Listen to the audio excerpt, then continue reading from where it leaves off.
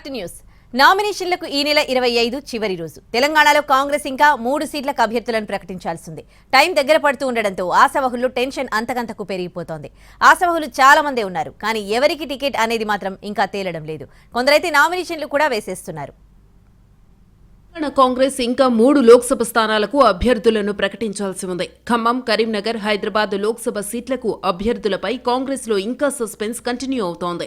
ఈ నెల 25న నామినేషన్ల గడువు ముగుస్తోంది. దీంతో ఆ 3 నియోజకవర్గాల్లో అభ్యర్థులు ఎవరనేది జోరుగా చర్చ జరుగుతోంది. కరీంనగర్ పార్లమెంటు నుంచి వెలిశాల రాజేందర్రావును బరిలో దించాలని పార్టీ నిర్ణయించినట్టు తెలుస్తోంది. వెలిశాల రాజేందర్రావు నామినేషన్ కూడా దాఖలు చేశారు. అంతకుముందు కరీంనగర్ లో భారీ ర్యాలీ నిర్వహించారు వెలిశాల.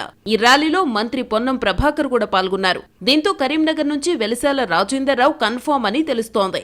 ఇక హైదరాబాద్ పార్లమెంటు నియోజకవర్గం నుంచి సమీరుల్లా ఖాన్ పేరు దాదాపు ఖరారు చేసింది. హైదరాబాద్ కాంగ్రెస్ పార్టీ అధ్యక్షుడిగా ఉన్నారు సమీరుల్లా ఖాన్. ఇక ఖమ్మం పార్లమెంటు నుంచి బరిలో నిలిచేది ఎవరనేది ఇంకా తేలడం లేదు. కాంగ్రెస్ లో ఖమ్మం లోక్సభ హాట్ సీట్ గా మారింది. అనేక మంది అభ్యర్థిత్వం కోసం పోటీ పడుతున్నారు. ఖమ్మం అభ్యర్థిని తేల్చేందుకు డిప్యూటీ సీఎం భట్టి విక్రమార్క మంత్రి పొంగులేటి శ్రీనివాసరెడ్డిని బెంగళూరుకు పిలిచి మాట్లాడారు కాంగ్రెస్ జాతీయ అధ్యక్షుడు మల్లికార్జున ఖర్గే.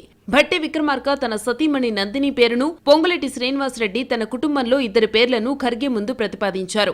ఇద్దరూ కూడా టికెట్ కోసం సీరియస్ గానే ప్రయత్నిస్తున్నారు. భట్టి, పొంగులేటి అభిప్రాయాలను తీసుకున్న ఖర్గే సోనియా గాంధీకి వివరించిన తరువాత అభ్యర్థిని ప్రకటిస్తామని చెప్పినట్టు తెలుస్తోంది. భట్టి, పొంగులేటి ఇద్దరు జిల్లాలో కీలక నేతలు కావడంతో అభ్యర్థి ఎంపికపై సీరియస్ గా చర్చ జరుగుతోంది.